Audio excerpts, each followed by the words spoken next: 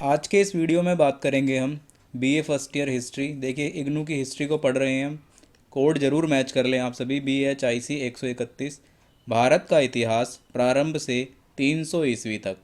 आज हम बात करेंगे अपने 15वें चैप्टर की। चैप्टर 15 को डिटेल से पढ़ेंगे, जो हमारा है दक्कन एवं तमिल क्षेत्र में आरंभिक राज्य निर्माण। आज हम इसको पढ़ेंगे। उससे पहले बता देता हूँ, जिन बच्चों ने हाल ही में BAG में एडमिशन लिया है और डिसिप्लिन में उन्होंने हिस्ट्री सब्जेक्ट को चूज़ किया है, तो पूरा सिलेबस हिस्ट्री का कवर करा दिया जा रहा है। ऑलमोस्ट फिनिशिंग पे है सिलेबस इसका। 14 चैप्टर कवर किए जा चुके हैं डिटेल से। वो बच्चे जिन्होंने अभी BAG में दाखिला लिया है, वो चैनल की प्लेलिस्ट में जा कर के ये सारे चैप्टर डिटेल से देख सकते हैं। इंस्टा पे आप सभी मुझे फॉलो कर सकते हो। आपकी क्वेरी या क्वेश्चन है तो यहाँ पर आप मुझसे पूछ सकते हो। यूज़र नेम आपके सामने है। टेलीग्राम पे जाके आप सभी इस ग्रुप को ज़रूर ज्वाइन कर लें। आपके लिए काफ़ी बेनिफिशियल ग्रुप है। जो कुछ भी वीडियो के अंदर पढ़ाया जाता है उसको हम वेबसाइट पे अपडेट करते हैं और वेबसाइट का लिंक हम इस ग्रुप में दे देते हैं, तो वहाँ से आप उन नोट्स को पढ़ सकते हैं ईजिली। प्लस वीडियो की नोटिफिकेशन जिन बच्चों को नहीं आती तो यहाँ से वीडियो को देख सकते हैं। लगभग बता दूँ आपको 3600 प्लस बच्चे इस ग्रुप को ज्वाइन ऑलरेडी कर चुके हैं, तो आप भी इसका हिस्सा बने। चलिए स्टार्ट करते हैं। सबसे पहले बात कर लेते हैं बेसिक की, परिचय की बात कर लेते हैं। तो देखिए, मौर्योत्तर काल में दक्कन राजनीतिक शक्ति का केंद्र बना। दक्कन की बात हम कर रहे हैं। आप सभी को पता ही है कि उत्तर भारत जो रहा है ना, वो ज़्यादातर ऐतिहासिक रूप से हम उत्तर भारत को ज़्यादातर डिस्कस करते हैं। ठीक है, मौर्योत्तर काल की स्टार्ट भी उत्तर भारत से ही हुई थी।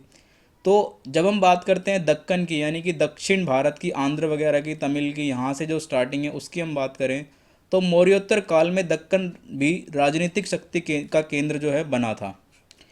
वहाँ प्रथम सदी ईसा पूर्व में शक्तिशाली सात वाहनों को मैं बताऊंगा आपको क्या होता है। सात वाहनों जो थी वो एक प्रकार की जाति थी।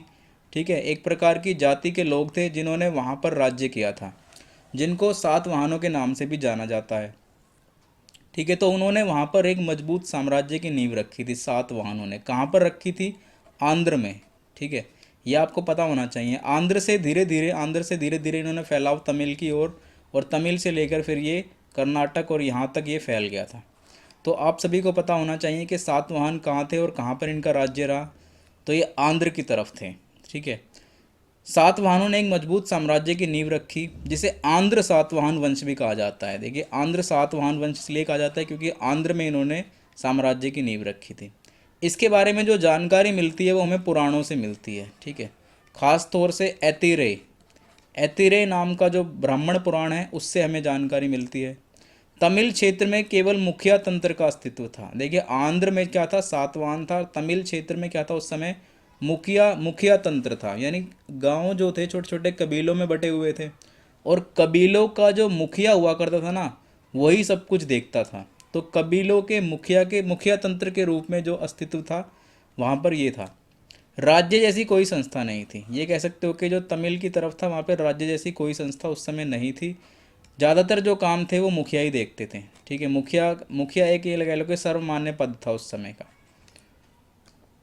मुखिया तंत्र एक ऐसी व्यवस्था थी जो वंशानुगत अधिकार पर आधारित थी। जो मुखिया तंत्र व्यवस्था थी तमिल के क्षेत्रों में, वो वंशानुगत थी, यानी कि जो पिता जिस समय मुखिया है उसका पुत्र उसके बाद उसका मुखिया बन जाएगा। ठीक है, तो वंशानुगत थी, यानी वंश के आधार पर चलने वाली थी, जिसमें मुखिया का शासन होता था।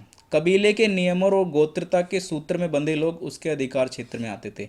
यानी कबीले के जितने भी नियम थे और जो कबीले बने थे वो सभी आपको पता होगा वे गोत्र के आधार पर बने थे। ठीक है, गोत्र के आधार पर थे।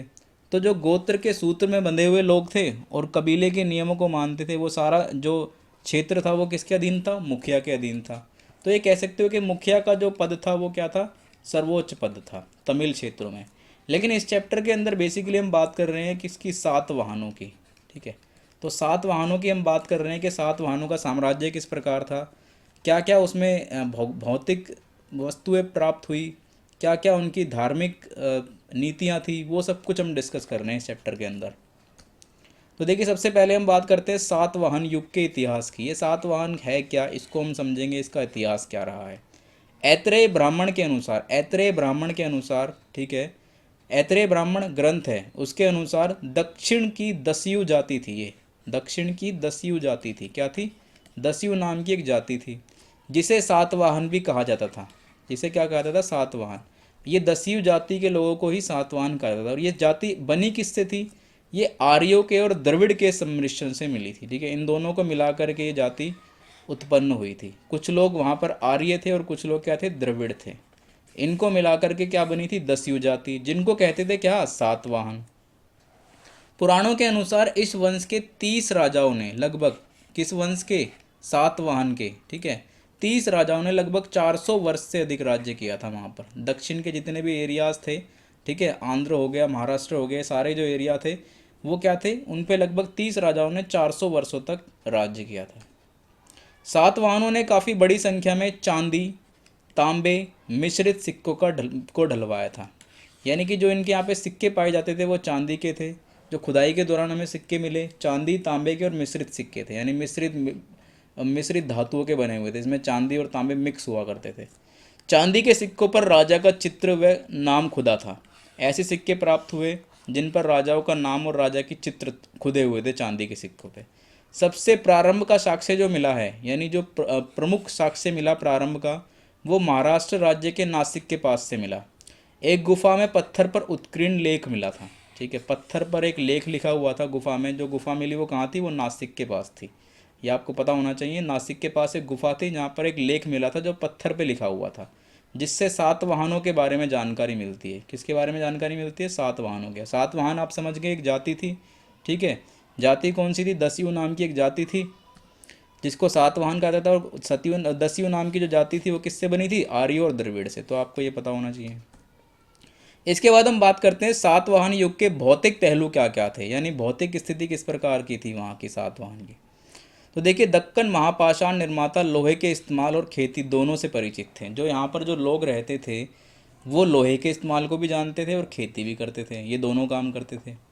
हमें खुदाई से क्या क्या मिला, उत्खनन स्थल से क्या क्या मिला, जो सातवाहन के उत्खनन स्थल रहे वहाँ से हमें मृदभांड मिले, लाल भी मिले, भूरे रंग के भी मिले, ठीक है। उसके अलावा देखिए लोहे की औजार मिले, जैसे मूठ वाले फावड़े मिले, हंसिए मिले, लोहे के कुदालें मिली, हल्के फाल मिले, कुल्हाड़ियाँ मिली, बसूले मिले, उस्तरे मिले, ये सभी चीज़ें मिले। तो इससे पता चलता है कि उस समय के जो लोग थे वो लोहे के इस्तेमाल से परिचित थे, वो लोहे का प्रयोग जानते थे और खेती में भी वो लोहे के हल का प्रयोग करते थे।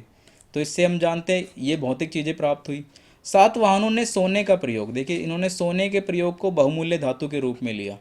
तो ये कह सकते हो कि सोने एक बहुमूल्य धातु है, ये प्राचीन काल से ही चली आ रही है। तो सोने की धातु को एक बहुमूल्य धातु के रूप में इसका प्रयोग करते थे। जो सिक्के मिले हैं ना वो अधिकांश शीशे के मिले हैं, लेड के बने हुए। लेड एक प्रकार की धातु होती थी शीशे की, ठीक है, उसके बने हुए मिले जो सिक्के अधिकतर जो प्रचलन में थे उस समय, जो दक्कन में पाए गए। कहाँ पाए गए, वो दक्कन में पाए गए। इसके अलावा देखिए उन्होंने पोटीन, तांबे और कांसे की मुद्राएं भी जारी करी थी। किन्होंने, सातवाहन के राजाओं ने। जो सातवाहन के राजा थे उन्होंने तांबे, पोटीन और कांसे की मुद्राएं भी जारी की थी। पिलनी के अनुसार, पिलनी एक विचारक रहे हैं जिन्होंने अपने विचार दिए, इतिहासकार रहे हैं, ठीक है। इनके अनुसार आंध्र राज्य की सेना में, जो आंध्र की राज्य सेना जो थी, आंध्र की सातवाहनों की जो सेना थी, उनमें लगभग 1 लाख पैदल सिपाही थे, ठीक है, 1 लाख पैदल सिपाही थे। 2000 घुड़सवार थे, यानी 2000 घोड़ों वाले सैनिक थे और 1000 हाथी वाले सैनिक थे। तो ये कह सकते हो कि अच्छा खासा बड़ा इनका सैन्य संगठन भी था, ठीक है। दक्कन के लोगों ने सिक्के, पक्की ईंटें, छल्लेदार कुआं, लेखन कला आदि का प्रयोग भी सीखा। ये सभी चीज़ें भी दक्कन के लोगों ने की। तो ये कह सकते हो कि भरपूर संस्कृति देखने को मिलती है दक्कन में भी हमें, यानी दक्षिण भारत के अंदर भी हमें जो संस्कृति है वो देखने को मिलती है। जैसे लेखन हो गया, कला हो गया, ठीक है, पक्की ईंटों का प्रयोग ये जानते थे, सिक्कों का प्रचलन था, और जो सैन्य संगठन था इनका, तभी तो ये 400 से अधिक वर्ष तक शासन कर पाए हैं, ठीक है, यानी सैन्य संगठन भी इनका मजबूत था। तो आप ये कह सकते हो कि अच्छा शासन सातवाहनों का आंध्र की तरफ या दक्षिण भारत की तरफ था। सातवाहन युग में अगर प्रशासनिक ढांचे की बात करें, किस प्रकार का प्रशासनिक ढांचा था सातवाहन युग में, तो देखिए राजा का जो पद था वो सर्वोच्च था यहाँ पर, ठीक है। और राजा को एक धर्म का रक्षक माना जाता था, कि राजा जो है वो धर्म का पालन करता है और धर्म का रक्षक उसे माना जाता है। धर्म का मतलब यहाँ पर किस चीज़ से है, कि वो प्रजा का ध्यान रखे, ठीक है, कोई भी ऐसा कार्य ना हो जो प्रजा के हित में ना हो, प्रजा के हित का ध्यान रखे, न्याय जो करे वो प्रजा के हित में करे, ठीक है। तो ये इन सब चीज़ों को धर्म से देखा जाता था। तो धर्म का संरक्षण राजा को माना जाता था। और जो राजा के पद पे होता था ना, उसके अंदर राम, भीम, केशव, अर्जुन आदि जैसे प्राचीन देवताओं के गुण विद्यमान होने चाहिए। यानी कि उस समय की प्रजा ये जानती थी, ये मानती थी कि राम, भीम, केशव, अर्जुन जो प्राचीन देवता हैं, इस प्रकार के गुण हमारे राजा के अंतर्गत है।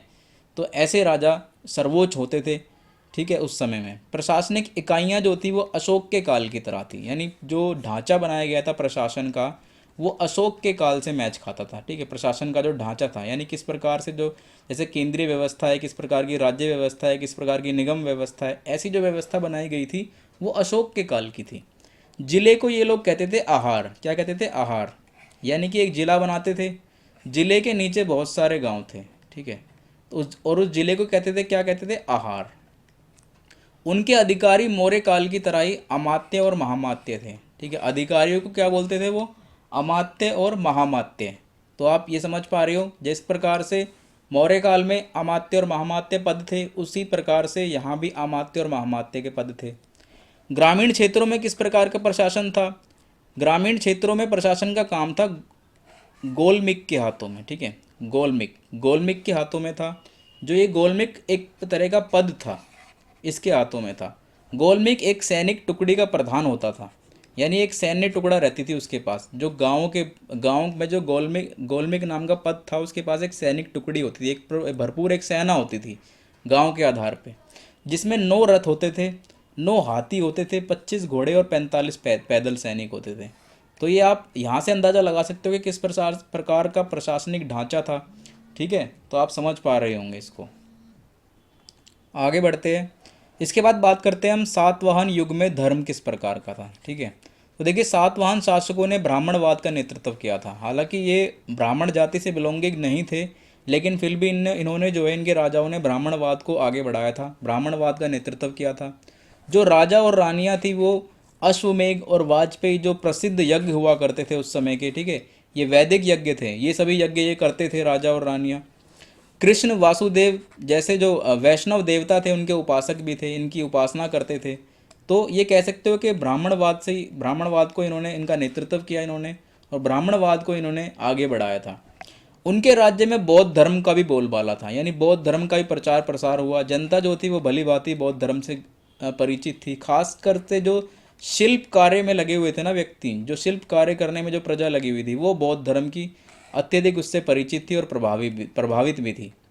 महाराष्ट्र में पश्चिमी दक्कन के नासिक और जूनार क्षेत्रों में बौद्ध धर्म फला फूला। बहुत ज़्यादा बौद्ध धर्म जो फला फूला, जो देखने को जो मिला था, वो महाराष्ट्र में पश्चिमी दक्कन के नासिक और जूनार क्षेत्रों में मिला था, ठीक है। तो ये कह सकते हो कि ब्राह्मणवाद को इन्होंने बढ़ावा दिया था, ब्राह्मणवाद का नेतृत्व किया था। राजा और रानियाँ जो प्रसिद्ध यज्ञ थे वो किया करते थे, जैसे अश्वमेघ हो गया, वाजपेयी हो गया, कृष्ण, वासुदेव जैसे देवताओं की उपासना करते थे। और बौद्ध धर्म का बोलबाला भी उस समय पे था। तो आप कह सकते हो कि बौद्ध धर्म और ब्राह्मणवाद दोनों ही था उस समय धर्म के रूप से। थोड़ी सी क्लरिकल मिस्टेक थी। सातवाहन युग में, देखिए सातवाहन लिखा हुआ होना चाहिए यहाँ पे। सातवाहन युग में वास्तुकला की जब हम बात करते हैं ना इस युग की, तो देखिए अत्यंत महाराष्ट्र में मिला है सब कुछ। महाराष्ट्र के दक्कन में अत्यंत दक्षता के साथ, यानी मेहनत के साथ और निपुणता के साथ, दक्षता के साथ और लगन के साथ देखने को मिलती है उनकी चित्रकारी। ठोस चट्टानों को काट करके चैत्य बनाए गए थे, चैत्य और विहार। अब ये चैत्य और विहार क्या काम आते थे? चैत्य जो थे वो बौद्ध मंदिर का काम करते थे, ठीक है, बौद्ध मंदिर का काम करते थे क्या? चैत्य। और विहार क्या थे? विहार भिक्षुकों का निवास था। जो भिक्षुक थे ना, बौद्ध धर्म के भिक्षुक थे, जो थे, जो जगह जगह पर जाके भिक्षाएं मांगते थे, लोगों को इकट्ठा करके उन्हें धर्म के बारे में प्रचार प्रसार करते थे, उनका जो निवास स्थान था वो विहार था। यानी विहारों में आकर के वो रुकते थे, यहीं पर वो रहते थे। और बौद्ध धर्म के ये चैत्य क्या थे? ये बौद्ध के मंदिर थे। सबसे जो मशहूर चैत्य मिला है वो पश्चिमी दक्कन में काले का है, ठीक है, काले नाम है उसका, काले। तो ये मशहूर चैत्य रहा है। लगभग 40 मीटर लंबा है और 15 मीटर ऊंचा है जो मिला है ये, ठीक है। जो ये चैत्य मिला ये 40 मीटर लंबा और 15 मीटर ऊंचा है। नासिक में भी 3 विहार मिले हैं, नासिक में 3 विहार मिले। कुछ महत्वपूर्ण स्तूप भी मिले हैं, ठीक है। बौद्ध धर्म का उस समय प्रचार प्रचलन था, तो स्तूप मिले हैं जो बौद्ध धर्म को बताते थे, जिनमें अमरावती और नागार्जुन कोंड, ठीक है, ये फेमस है उस समय के, ये मिले से, ये सबसे प्रसिद्ध है। स्तूपों का जो आकार था वो क्या था, गोलाकार था, गोलाकार ये स्तूप बनाए गए थे, ठीक है, इस प्रकार से कुछ। तो आप कह सकते हो कि वास्तुकला के का प्रचुर मात्रा में देखने को मिलती है, और लगन और दक्षता के साथ जो है कारीगरी देखने को मिलती है। चैत्य और विहार जो देखने को मिले उनमें काफ़ी दक्षता हासिल करके जो शिल्पियों के द्वारा बनाई गई थी वो देखने को मिलती है। तो यहाँ पर हमारा ये चैप्टर जो है ख़त्म हो जाता है, ठीक है। उसके बाद नेक्स्ट जो चैप्टर आएगा वो इसी के साथ मेल खाता हुआ है, चैप्टर 16। तो चलिए वीडियो को लाइक कीजिए और चैनल को सब्सक्राइब कीजिए। धन्यवाद।